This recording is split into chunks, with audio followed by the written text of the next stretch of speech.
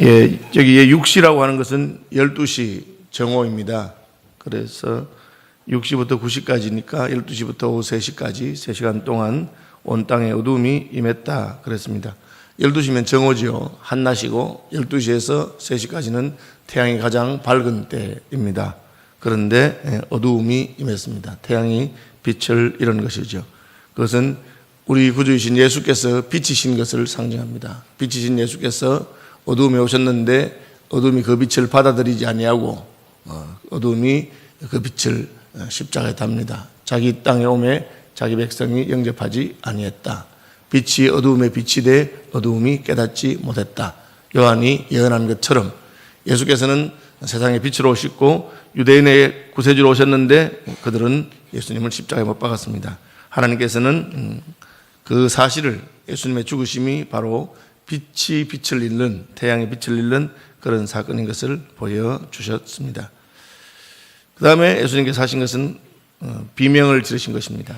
제9시까지 계속하더니 제9시에 예수께서 크게 소리 지르시되 엘리 엘리 라마 사박다니 하시니 37절에도 큰 소리를 지르시고 숨지시니라. 예수님이 십자가에 달리셔서 부르짖은 7마디의 말을 가상, 십자가상에서의 칠언이라 그렇게 말을 합니다. 오늘 본문에는 그 중에 하나 엘리 엘리 라마 사박다니, 이 말은 나의 하나님 나의 하나님, 엘 하는 것은 하나님이고 리 할 때 이 하는 것은 자기를, 나를 말합니다. 마이, 나의 하나님 나의 하나님 라마 사박다니 어찌하여 나를 버리셨나이까 하고 크게 소리 질렀습니다.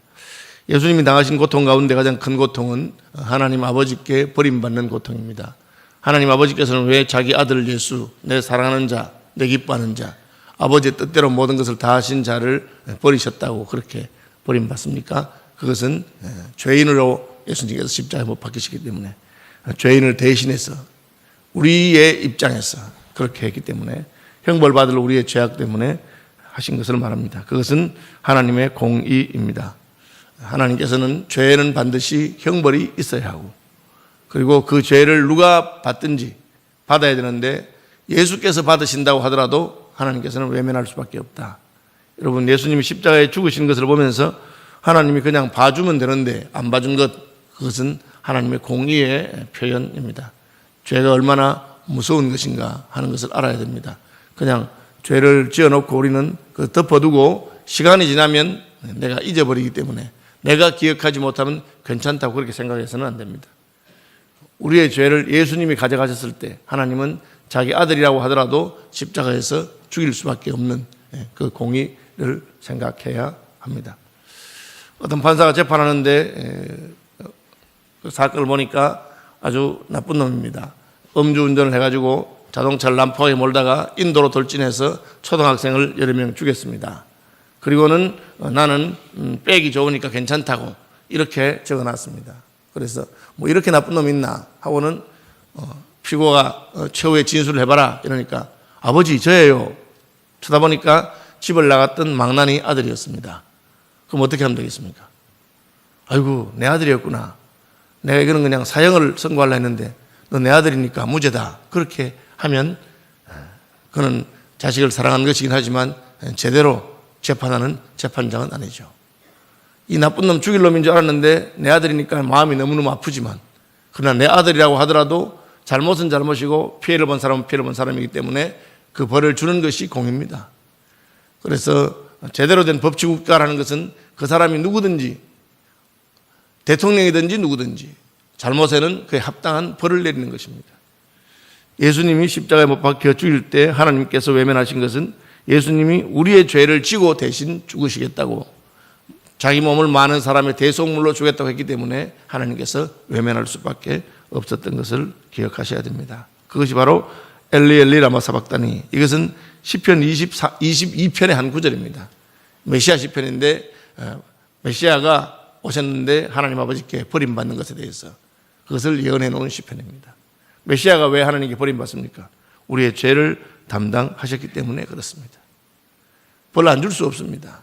벌 받아야 됩니다. 그래서 판사인 아버지가 택한 것은 벌은 주는데 내가 그 벌을 대신 받게 하겠다. 그렇게 한 것입니다. 벌은 받는데 저 사람 대신해서 누구든지 벌 받을 수 있도록 하나님께서 하신 것은 그것입니다. 예수님이 우리를 대신해서 벌을 받았는데 예수님이라고 하더라도 벌 받을 수밖에 없다 하는 것이죠. 이를 번역하면 나의 하나님 어찌하여 나를 버리셨나이까 하는 뜻이라고 그렇게 했습니다. 그리고 예수님께서는 37절에 큰 소리를 지르시고 숨지시니라. 큰 소리를 질렀다. 예수님이 큰 소리를 질렀는데 이 소리가 무엇인지는 안 적혀 있습니다. 그러나 다른 복음서에 나온 가상 7원을 비교해 볼 때 운명하시면서 마지막으로 하신 말씀은 다 이루었다 하는 것이었습니다. 테텔레스타이라고 하는 말인데 그 말은 이제 죄의 값을 다 치렀다. 그렇게. 이제 죄의 값을 다 치른다. 내가 죽으니까. 여러분, 죽음 이상의 벌은 없습니다. 그렇죠. 가장 강한 벌이 사형이죠. 그래서 그 이상은 없습니다. 예수님께서 다 이루었다. 우리의 죄값을 다 치른 것을 선포하시는 것입니다. 아파 죽겠는데 지금 힘든데 그렇죠. 왜 이렇게 말씀하십니까? 그 죽음이 어떤 죽음인지를 마지막까지 계시하신 것입니다. 하나님께 버림받았다. 엘리 엘리 라마 사박다니. 다 이루었다. 그리고 운명하셨습니다. 이처럼 예수님의 죽음은 하나님의 공의와 하나님의 사랑을 보여준 것입니다. 어떤 사랑입니까? 우리를 구원하기 위해서 자기 아들을 죽이신 사랑입니다. 자식을 죽인 것은 하나님의 결심이 얼마나 굳은가 하는 것을 보여줍니다. 우리는 우리나라 역사에 나당연합군에 의해서 백제가 멸망할 때 백제에 충성스러운 장수가 한 명 있었습니다. 그 장수가 누굽니까? 계백장군입니다. 그는 지금 전쟁에 나가도 이길 수 없을 것이라는 걸 알고, 그러나 의자왕이 뒤늦게 정신을 차리고 계백장군에게 매달리고 장군이 가서 적을 막아달라 할 때 그는 나갑니다. 어떻게 나갑니까? 자기 처자를 다 죽이고 나갑니다. 왜 처자를 죽이고 나가느냐? 가서 이길 수 없기 때문에. 나는 이제 가면 죽는 것을 알기 때문에 내가 죽은 다음에 적에게 포로 잡혀서 욕을 당하지 마라 하면서 그렇게 했습니다. 그가 보여준 것은 그의 결심이 얼마나 굳은가 하는 것을 보여준 것입니다. 결코 살아서 돌아오지 않을 것이다. 내가 내 처자를 죽이고 전쟁하러 갔는데 무슨 미련이 남아있겠느냐, 그걸 말하는 것이죠. 하나님께서는 우리를 구원하기 위해서 자기 아들을 죽이셨습니다. 그 말은 반드시 우리를 구원하시겠다는 것이고, 하나님께서 우리를 향한 이 구원에 대한 하나님의 결심이 얼마나 굳은가를 보여주는 것입니다. 여러분이 무엇을 할 때 그게 무엇을 투자하느냐, 얼마나 많이 거기에 쏟아붓느냐 하는 것을 보면 여러분의 결심을 알 수가 있습니다. 여러분 인생 전부를 쏟아부어서 올인하고 나의 목숨까지 다 바치고, 그것이 바로 믿음입니다. 마음을 다하고 뜻을 다하고 목숨을 다하고 힘을 다해서 주의 하나님을 사랑하라, 하나님에게 쏟아붓는 것입니다. 왜 그런 요구를 하셨습니까? 하나님이 그렇게 하셨기 때문에 그렇습니다. 하나님이 우리를 위해서 올인 하신 것이죠. 자기의 자식까지 다 쏟아부었습니다. 그런데 예수님의 비명을 들은 사람들이 이렇게 말합니다. 곁에 섰던 자 중 어떤 이들이 듣고 이르되 보라, 엘리야를 부른다. 왜? 엘리 엘리 하니까 엘리야 엘리야 하는 것처럼 들린 것입니다. 예수님이 엘리야를 불렀습니까? 엘리야를 부르지 않았습니다. 그런데 왜 엘리야를 불렀다 합니까? 여러분, 우리가 들을 때 내가 듣고 싶은 대로 듣는 겁니다. 십자가에 달렸으니까 얼마나 괴롭겠나. 저 사람이 전에는 기적도 행하고 하나님의 아들이라 했는데 뭐 천사를 부르나 누구를 부르나, 하나님 불러서 지금 내려오실 건가, 그런 생각을 하고 있습니다. 그러니까 엘리 엘리 하니까 엘리야를 부르는구나, 엘리야가 오는가 보자, 그렇게 합니다. 엘리야를 부른다 하고,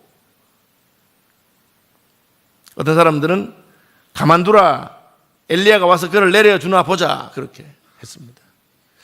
여러분, 예수님이 죽는 그 순간에 부르짖는 소리, 유언과 같은 소리인데도 그 말도 제대로 못 알아듣는 게 인생입니다. 여러분 잘 아셔야 됩니다. 설교를 하면 교인들이 다 바로 알아듣느냐? 다 자기 듣고 싶은 대로 듣습니다. 그 어떤 사람은 삐집니다. 목사님이 나보고 지금 그렇게 말하는구나. 그렇게 말할 이유가 뭐 있겠습니까? 그 사람한테 말하고 그럼 따로 불러서 1대1로 이야기하지. 뭐하라고 이렇게 교인들 다 있는 데서 그 전체인 앞에서 그 사람한테 할 말을 있어서 하겠습니까? 그럴 이유가 전혀 없습니다. 그럼에도 불구하고 내 생각대로 다 듣습니다. 그래서 무슨 말 하면 저거는 이런 의도로 말할 것이라고. 여러분 그렇게 하면 안 됩니다. 십자가에 죽으신 예수님께서 마지막으로 나의 하나님 어찌 나를 버리셨나이까, 다 이루었다 하신 것은 예수께서 우리의 죄를 담당하신 것을 증언하신 것입니다. 예수님이 왜 하나님이 왜 예수님 버리겠습니까? 우리의 자리에, 죄인의 자리에 섰기 때문에 버린 것입니다. 그걸 알아들어야 되는데 그냥 자기 살아나려고 힘들고 하니까 마지막에 엘리야를 부르는구나. 엘리야가 오는가 보자. 엘리야가 오겠습니까? 그렇게 했습니다. 그 다음에 휘장이 찢어졌다고 되어 있습니다. 이에 성소 휘장이 위로부터 아래까지 찢어져 둘이 되니라. 자, 휘장은 여러분 우리로 생각하면 커튼 같은 것인데 아주 두꺼운 양탄자처럼 커튼은 그냥 잘 찢어지지 않습니다. 휘장을 찢는데 위에서 밑으로 되어 있으니까 이게 밑에서 찢는 것이 맞죠. 사람이 찢으면. 그런데 위에서 찢었다. 그 말은 밑에서 찢는 것이 아니고 위에서 찢었다. 하나님이 찢었다는 뜻이죠. 저는 다르게 말하면 휘장은 그 휘장 안과 휘장 밖을 가로막고 있습니다. 휘장을 지나야 갑니다. 그냥 지나가려면 어떻게 합니까? 열고 들어가면 됩니다. 휘장 긋고. 지금 휘장 안에는 하나님이 계시고 휘장 밖에는 죄인들이 있습니다. 죄인들이 휘장 안에 들어갈 때는 제사를 지내서 하나님의 진노를 풀고는 안에 들어가면 됩니다. 그런데 찢어버렸다는 거죠. 찢었다는 말은 이제 휘장이 필요 없다. 이제 가로막을 필요가 없다. 왜? 아들까지 죽었는데. 하나님이 자기 아들이 십자가에 죽었는데 이제는 양을 잡아서 해마다 진노를 풀고 그렇게 할 필요가 없다. 그러면 됐다. 왜? 내 아들이 죽었으니까. 그 죄 문제에 관해서 다시는 인생의 죄 문제에 관해서 말하지 않겠다. 예수가 십자가에 죽으셨으니까. 누가 찢습니까? 사람이 찢은 게 아니고 하나님이 찢어버린 겁니다. 위에서 밑으로 찢어버렸습니다.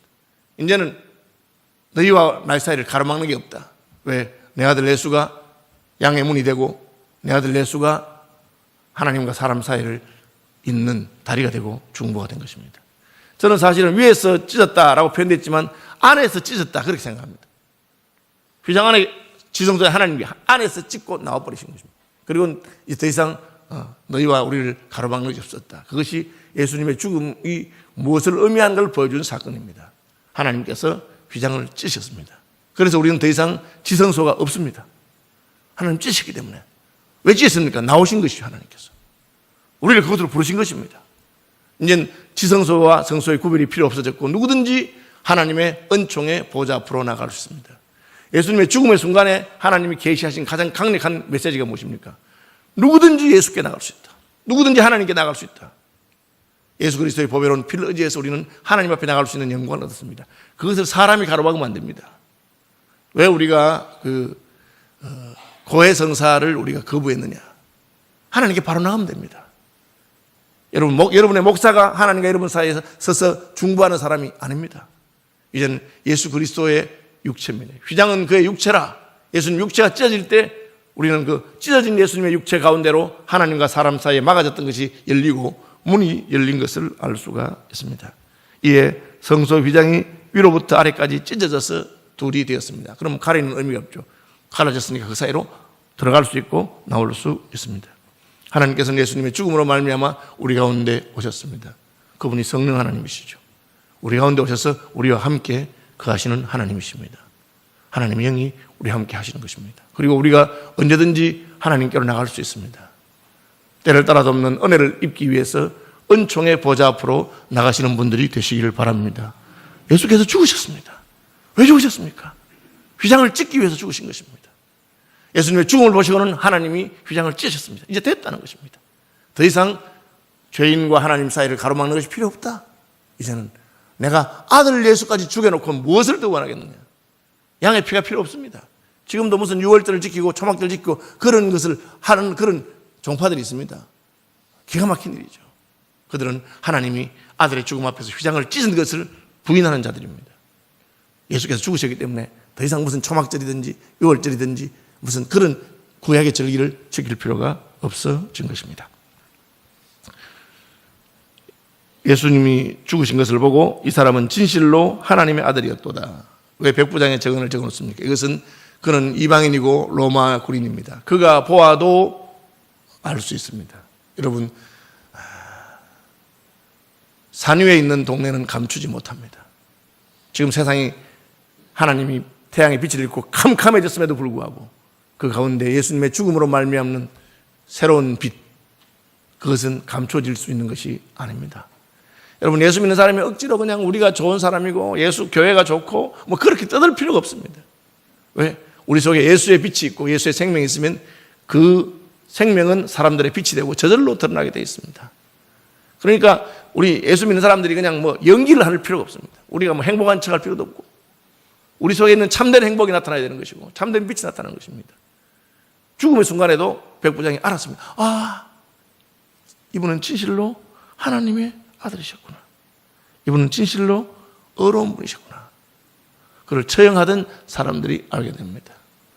여러분 모습 있는 그대로 보여주고 그대로 하나님의 자녀된 것을 드러냈으면 좋겠습니다. 안중근 의사가 그 일본의 감옥에, 리슌 감옥에 갇혀 있고 할 때 그를 이렇게 그를 지켜봤던 간수들 가운데 안중근 의사를 존경하고 섬기는 그런 사람이 생깁니다. 왜? 보니까 다르다는 거죠. 예수님은 죽음의 순간에도 이방인들이 볼 때, 로마의 백부장이 볼 때 하나님의 아들인 것을 알게 되는 그런 역사가 있었습니다. 그 다음에 40절, 41절에는 여자들이 많이 있었다. 그렇게 바라보던 여자들이 있었는데 갈릴리에 계실 때 따르며 섬기던 자들이요, 이외에도 예수와 함께 예루살렘에 올라온 여자들도 많이 있었더라. 여러분, 그 당시에 여인들은 남자들에 비해서 사회생활에 제한을 받고 그리고 무시당하고 그런 일이었습니다. 그럼에도 불구하고 예수님의 죽음의 끝까지 의리를 지키고 그의 죽음을 마지막까지 지켜보고 했던 사람들입니다. 3년 반 따라다닌 제 아들도 먹자를 치면 양의 떼가 흩어지리라고 도망갔는데 그렇게 하지 않았습니다. 그래서 여기서 우리는 육체의 강함이나 사회적인 무슨 그런 것이 아니라 그의 오직 믿음으로 말미암아 주님을 따르고 주님의 곁을 지킬 수 있는 것을 알 수가 있습니다. 42절 이하는 예수님의 장례식과 관계되는 것입니다. 이날은 준비일 곧 안식일 전날이므로 금요일에 예수님께 돌아가신 것입니다. 여기서 안식일은 토요일이죠. 해가 저물어서 이제 안식일이 되었는데 아리마대 사람 요셉이 와서 당돌이 빌라도에게 들어가 예수의 시체를 달라 했다. 시신을 달라고 했다. 그렇게 합니다. 그런데 그 말을 듣고 빌라도가 줍니다. 왜 줍니까? 빌라도도 일종의 가책을 느낀 것을 알 수 있습니다. 그는 예수가 십자가에서 죽어야 할 만한 그런 죄가 없는 것을 알았습니다. 그럼에도 불구하고 밀란이 날까 싶어서 군중들이 달라고, 십자가에 못 박아 달라고 하니까 할 수 없이 못 박아 죽은 것입니다. 마지막 최후의 순간에 바라바를 살려줄까? 예수를 살려줄까? 당연히 예수를 살려달라고 할 줄 알았는데 백성들이 바라바를 살려달라니까 손을 씻으면서 너희 멋대로 해라. 그렇게 해서 죽인 것입니다. 가책이 있었는데 그 시체를 달라는 사람이 왔으니까 내준 겁니다. 그리고 죽었어 벌써. 왜? 십자가의 고통은 가능하면 죽음을 연기해서 오래오래 고통을 당하게 하는 그런 형벌이기 때문에. 그런데 예수님께서는 이미 기진맥진하셨고 십자가에 달려서 3시간 만에 죽으셨습니다. 죽었다. 뭘 말합니까? 예수님의 죽음이 로마 군대와 그 당시의 공무원 공적으로 확실히 죽음인 것을 확인하고 내줄 수밖에 없는 것이죠. 확인하잖아요. 우리가 장례식 하려고 병원에 가서 영안실에 가서 시체를 이렇게 할 때 반드시 확인합니다. 누군지 상조가 와서 확인하고 공적으로 예수님의 죽음이 확인된 것입니다. 그리고 장례식을 치르게 됩니다. 이 장례식 이야기가 왜 나왔느냐? 예수님은 그냥 죽음으로 끝난 것이 아니고 죽음이 공적으로 확인된 사실이고 장례를 한 것입니다. 그것으로 그 로마의 빌라도라든지 혹은 거기 있던 사람들은 잊어버리면 됩니다. 죽었으니까. 죽고 장례식을 치렀으니까. 여러분, 장례식 안 치르면 잊을 수가 없어요. 최근에 여러분 그 진주에서 아파트에서 불 지르고 사람 죽여가지고 그래가지고 이제 장례식 치러야 되는데 장례식 안 치른대. 유족들이 발인 안 하겠대. 왜 발인 안 하겠답니까? 억울해서 못 하겠다는 거지. 정부에서 이런 식으로 할 수 있느냐 하고는 지금 정부하고 대치하고 있습니다. 물론 뭐 그 속에 여러 가지 이유가 있겠지만, 그러나 장례식을 끝낸다는 걸 뭘 말합니까? 그것은 생물학적인 죽음일 뿐 아니라 우리의 마음에 그의 죽음에 대해서 다 받아들이고 이제 끝났다는 거, 완전히 끝났다는 것입니다. 예수님의 장례식을 아리마대 사람 요셉이 합니다. 성경이 말하는 것은 무엇입니까? 예수님이 그냥 죽으셨을 뿐 아니라 모든 사람이 인정하는 공식적인 죽음, 완전한 죽음으로. 우리는 보통 그것을 무덤에 묻으면 끝납니다. 무덤에 묻고 또 그 다음에 한 3일 지나서 무덤이 잘 됐는가 사모제라 그래서 그걸 보고 나면 이제 그 다음에는 이제 완전히 마음에 잊어야 됩니다. 그런 절차죠. 유대인들에도 그런 절차가 있는데 그런 것을 했습니다. 빌라도는 죽었나? 벌써 죽었나? 알아보니까 이미 운명했다. 그래서 시신을 내어주라. 아리마대 요셉이 갔습니다. 여러분, 예수님이 우리를 위해서 죽으셨기 때문에 우리도 이처럼 죽고 장사 지낸 바 되어야 합니다. 성경은 로마서에서 우리가 예수와 함께 죽었을 뿐 아니라 예수와 함께 장례되었다는 것을 기억해야 된다. 우리는 예수 믿을 때 예수와 함께 죽은 자들입니다. 그런데 이게 발인 못한다. 미련이 남아있기 때문에 그런 사람들이 있습니다. 그 미련을 버리시고 이제 예수님이 죽을 때 나도 죽었다. 예수님이 장례할 때 나도 장례 지낸 바 되었다. 죽은 사람 얘기를 하지는 않습니다. 그렇죠? 노무현 대통령에 대해서 무슨 얘기를 합니까? 이미 죽으셨기 때문에 그냥 둡니다. 그렇죠? 그분이 무슨 잘했는 거, 잘못했는 거, 부인이 뇌물 받았냐, 더 이상 다 하지 않습니다. 끝난 것이죠. 우리는 죽음으로 말미암아 다 끝났습니다. 예수 그리스도께 죽으셨고 그와 함께 죽었습니다. 이제는 우리는 부활의 아침을 기다리는 이들입니다. 오늘 이제 이 주님의 죽으심과 부활 사이에 있는 토요일에 나는 주와 함께 죽었는가, 나는 주와 함께 장례되었는가, 그렇게 한번 자기를 돌아보는 그런 날이 되기를 바랍니다.